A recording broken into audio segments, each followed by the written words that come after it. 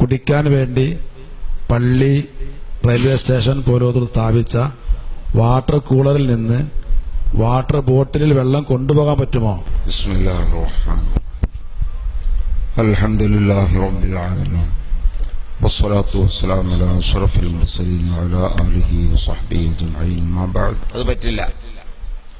അവിടെ വെച്ച് കുടിക്കാൻ വേണ്ടിയാണ് അത് സ്ഥാപിക്കപ്പെട്ടിട്ടുള്ളത്. ഇത് ഫത്ഹുൽ മുഈനിലൊക്കെ വ്യക്തമായി തന്നെ പറഞ്ഞിട്ടുള്ളതാണ്.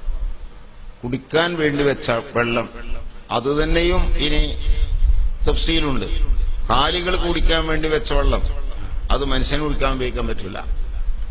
മനുഷ്യന് കുടിക്കാൻ വെച്ച വെള്ളം അത് കാലികൾക്ക് എടുത്തു കൊടുക്കാൻ പറ്റില്ല.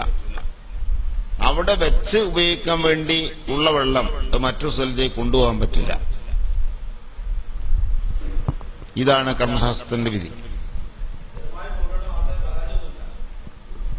റെയിൽവേ സ്റ്റേഷനിലൊക്കെ അത് പറഞ്ഞിട്ട് കാര്യമില്ല. പരാതി ഇല്ല എന്ന് പറഞ്ഞാൽ ഈ പരാതി ഇല്ലാത്തവരും നാടന്മാരാണ്.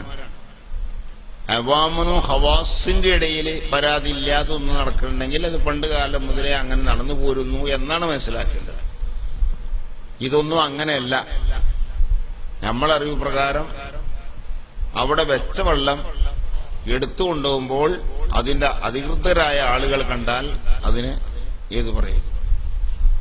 ഇല്ലേ, പണ്ട് കാലം മുതലേ അങ്ങനെയാണ്. ആ വെള്ളങ്ങളെല്ലാം കൊണ്ടുപോകലാണ്.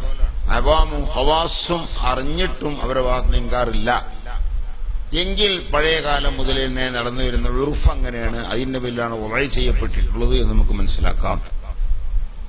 അങ്ങനെയല്ലാതെ ഒറ്റ ചോദ്യത്തിന്റെ മറുപടിയിൽ ഇതാണ് അതിന്റെ മറുപടി. അത് നമ്മൾ ഫത്വയിലൊക്കെ വ്യക്തമാക്കിയിട്ടുള്ള മുബാഹായ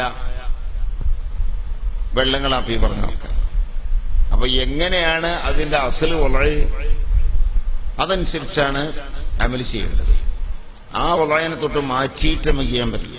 അതുകൊണ്ടാണ് കാല് കഴുകാൻ വേണ്ടി മാത്രം വെച്ച വെള്ളം അത് ഉണ്ടാക്കാൻ പാടില്ല. ചിലപ്പോൾ കമ്മിറ്റിക്കാർ അവിടുന്ന് ഒന്നുണ്ടാക്കരുത്, ഉണ്ടാക്കാതെ ഉള്ളിൽ ഹൗതുണ്ടല്ലോ.